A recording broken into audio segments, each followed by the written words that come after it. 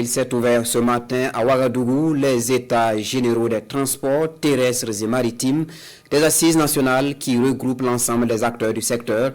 Il est question de poser un diagnostic sans complaisance pour ainsi résoudre les problèmes qui minent le secteur des transports. C'est le chef du gouvernement, Rimtalba Jean-Emmanuel Ouedraogo, qui a présidé l'ouverture des travaux, comme nous l'expliquent Nongba Kouda et Ahadi Sandamba. Des acteurs de la mobilité au chevet du sous-secteur des transports terrestres. À ces assises nationales, acteurs clés du public et du privé ainsi que partenaires techniques et financiers font une analyse holistique des différentes composantes du secteur en vue de poser un diagnostic sincère et lucide d'un mode de transport fragilisé par les crises climatiques et sécuritaires. Les états généraux des transports terrestres du Burkina Faso se veulent alors un cadre d'échange pour instaurer une nouvelle ère dans le secteur. Nous avons des villes à rallier, nous avons des populations à transporter et c'est un domaine qui, malgré les acquis, reste l'un des plus difficiles à cause d'un certain, on va le dire franchement, désordre qui existe. Alors les états généraux, c'est pour se parler, c'est pour mettre le patriotisme au devant de tout, l'humain et l'intérêt général.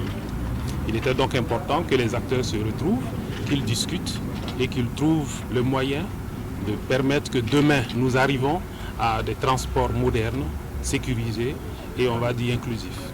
Pour y arriver, les participants doivent examiner entre autres le niveau de professionnalisation des acteurs, la vétusté du parc de véhicules, les infrastructures routières et ferroviaires, l'insécurité routière, la gestion des flux de transport et les innovations technologiques.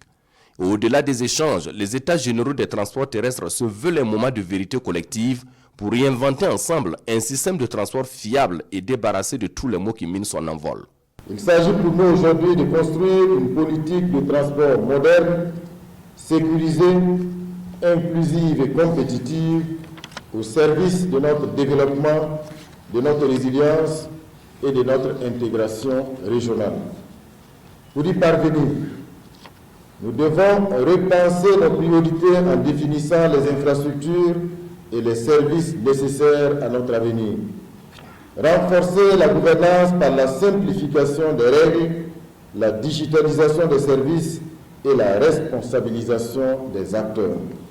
Placer l'humain au centre en formant les conducteurs, en protégeant les citoyens et en servant les usagers. Le sous-secteur des transports terrestres regroupe les modes de transport routier, de transport ferroviaire et de transport fluvial. Et ces états généraux se déroulent du 1er au 3 décembre 2025 sous le signe des transports terrestres et résilience dans un contexte de crise sécuritaire au Burkina Faso, état des lieux et perspectives.